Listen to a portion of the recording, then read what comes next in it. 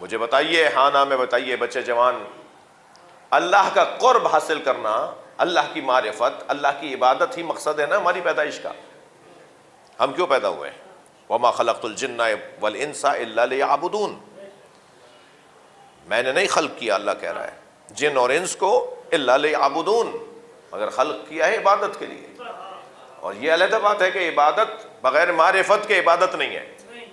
لہذا مفسرین کہتے ہیں کہ لَأَكَ يَعْرِفُونَ، یہ اس لیے خلق کیا اللہ نے تاکہ معرفت حاصل کرے. تو یہ ہو نہیں سکتا کہ کوئی اللہ کی معرفت کرے جن اور انس اور وہ عبادت نہ کرے. معرفت کا خود بخود آٹومیٹک کا تجربہ مشاہدہ ہوگا کہ پھر عبادت ہوگی. تو عبادت کے لیے خلق کیا نا.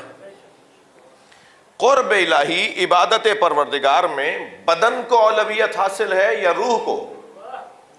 اگر یہ میں فیصلہ کرنے میں کامیاب ہو جاؤں کہ قرب الہی حاصل کرنے کے لیے کیا مقصد ہے؟ اللہ کا قرب. عبادت کیوں؟ تاکہ قرب حاصل ہو، مقرب درگاہ پروردگار بن جائیں، اللہ کے مقربین میں سے ہو جائیں. یہی مقصد ہے نا عبادت کا.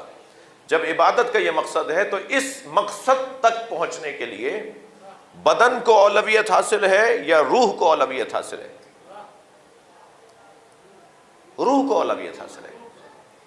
جی، بدن تو مرکب ہے، اس پر جو سوار ہے راکب وہ روح ہے. بدن ایک سواری ہے، اس پر ایک سوار بیٹھا ہوا ہے جسے روح کہتے ہیں. بدن کی ڈور، بدن کے لگام کس کے ہاتھ میں ہے؟ سواری کی لگام ہوتی ہے نا جی، سواری کی مرکب کی ایک لگام ہوتی ہے.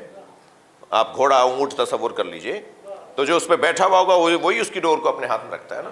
یہاں موڑنا ہے تو یہاں موڑ دے، وہاں روکنا ہے، بھگانا ہے، دوڑانا ہے، روکنا ہے، کیا کرنا ہے وہ سوار کر رہا ہوتا ہے نا. بدن ہمارا راکب مرکب ہے اور روح ہماری اس کے اوپر راکب ہے. تو حاکمیت کس کو ہے؟ بدن پر حاکمیت کس کو ہے؟ روح کو. الٹا نہیں ہے، بدن کو روح پر حاکمیت نہیں ہے، بدن روح کی حاکم نہیں ہے. اچھا، کیوں لگام ہاتھ میں، سواری کی لگام کیوں راکب کے ہاتھ میں ہوتی ہے؟ اس لیے کہ یہ کچھ اور چاہتی ہے اور راکب کچھ اور چاہتا ہے. آپ ذرا لگام چھوڑ دیجئے پھر دیکھیے کیا چاہتا ہے. یہ اس بدن کی لگام کو چھوڑ دیجئے پھر دیکھیے گا یہ کیا چاہتا ہے. یہ دونوں ساتھ ساتھ ضرور رہتے ہیں. توجہ، اہل علم سے دعا چاہیے. جو دونوں ساتھ ساتھ ضرور رہتے ہیں مگر دونوں میں دوستی نہیں ہے.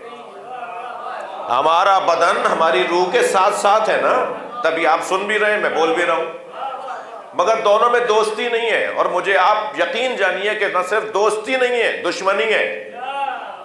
ہماری روح ہمارے بدن کی دشمن ہے، ہمارا بدن ہماری روح کا دشمن ہے.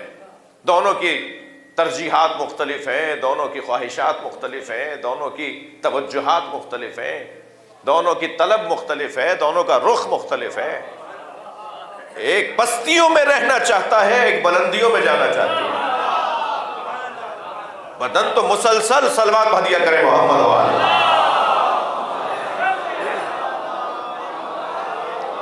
بدن تو مسلسل پستی میں رہنا چاہتا ہے. اس کی تو غذا ہی وہ چیزیں ہیں کہ جس کو اگر ہم غور کر لیں تو ہمیں خود گھن آنے لگے. ہماری روح کو گھن آتی ہے ہمارے بدن کی غذاؤں سے، ہمارے بدن کی حرکتوں سے ہماری روح کو گھن آتی ہے.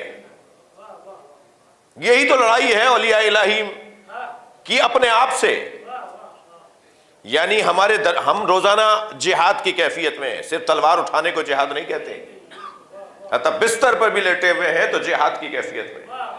اس لیے کہ اس بستر پہ بدن کچھ اور چاہتا ہے، روح کچھ اور چاہتی ہے. آپ بازار میں چلے جائیے، بدن کچھ اور چاہتا ہے، روح کچھ اور چاہتی ہے. دونوں کی خواہشات، دونوں کی طلب، دونوں کی تمنائیں مختلف ہیں. یہ ساتھ بھی ہیں. یہی تو ہنر ہے اللہ کا. شدید دشمنوں کو ساتھ بٹھا دیا ہے. جب ہمارے اندر دو دشمن ساتھ رہتے ہیں تو کیا مسلمان آپس میں ساتھ نہیں رہ سکتے؟ کیا انسان اس بنیاد پر کہ چاہے میرا مسلک اور اس کا مسلک علیحدہ ہے، وہ میرا دشمن ہے، میں اس کا دشمن ہوں، ساتھ بھی رہ سکتے ہیں؟ ہنر تو یہی ہے، دشمنی بھی ہو اور فساد بھی نہ ہو. صلوات پڑھیں محمد والے.